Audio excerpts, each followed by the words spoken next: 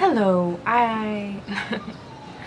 Hello, how's your day going? I hope you're having a good one, or if not, then you are enjoying the escapism that the makeup world here on YouTube provides for me at least, and hopefully for you since, well, you're watching this if you're listening to me talk.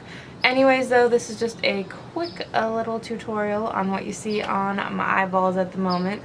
Super simple, easy, but fun look that has a pop of purple underneath the waterline. I did use the infamous and notoriously hard to get at this point Jaclyn HIll palette with Morphe. This isn't going to be a palette review because I want to use it a little bit more since there are a good bit of soul colors and whatnot. It deserves. This eye look is not appropriate for reviewing this palette. But without further ado, further preambling, or further rantings, let's go ahead and get into this eye look. Okie dokie, everybody. First, we're going to start off with the Photo Focus Foundation from Wet n Wild, and I'm just going to smear this all over my face, the technical term, with my Real Techniques Beauty Sponge. I like the applicator for this. I know hygienically I shouldn't use it to apply it to my face, but it's easy, so I do. And I'm the only one who uses it. And now that we've got that, we're going to go in with the what is it called? How do I not know what this is called? We're going in with the Tarte Shape Tape Concealer. And we are going to do the usual warrior lines.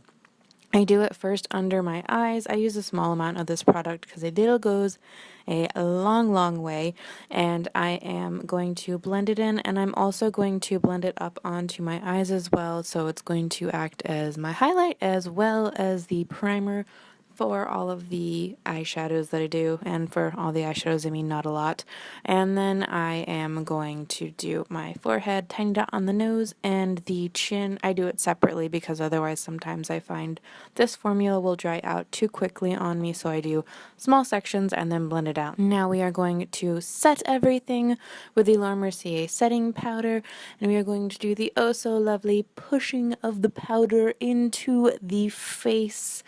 I know that I'm about to give a little like nose dusty thing, but yes, no, we don't want to dust anything. We want to truly press the powder in to actually set everything and lock it in place. Then the elusive Jaclyn HIll palette, ladies and gentlemen.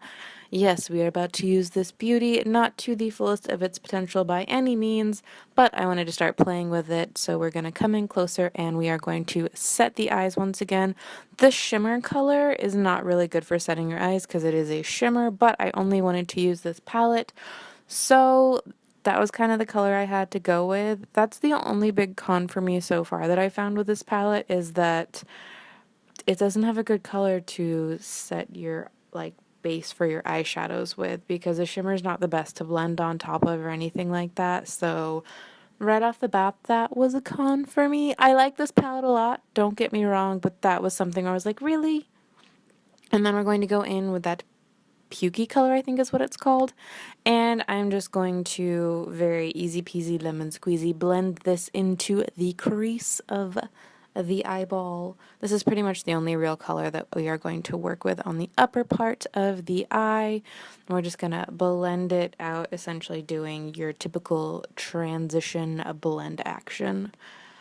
Then once I'm like, okay, I've built up the pigment and I like it, I am then going to go in with that same kind of pearlescent sheen color that I used to set, and I'm going to clean up the eyelid space just a little bit to lighten it up, to define that crease color a little bit more. Then take your water break, stay hydrated, it is important, and it is good for the skin. And then put in your waterline. I'm going to be using the Pixie eyeliner that is purple. Purple eyeliners are really hard to find. I haven't found one that I'm crazy in love with, but this one works well enough, so you know what?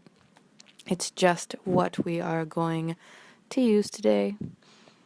And then with the purple eyeshadow, I'm going to go in with a dense little skinny brush, and I'm going to literally just pack and pack it onto the lid. Not the lid, but the under lid, the under the water line lid. And I am going to take it the full line, so I'm bringing it pretty much all the way into the corner of the tear duct of the eye.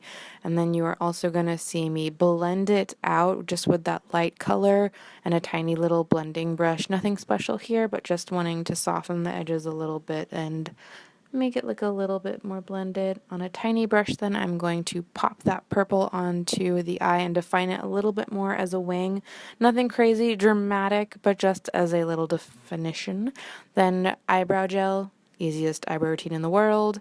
And then I went back in with that definer and I really hyped up the pop of purple and gave it a bit more oomph, a bit more zhuzh, because I didn't go in with this brush and I figured out that using this brush actually upped the powerful purple level. And then mascara to finish it off, lashes if you like, if they make you happy.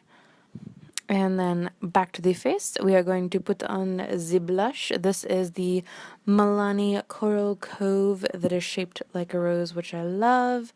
I really like the combination of purple and peach together for some reason.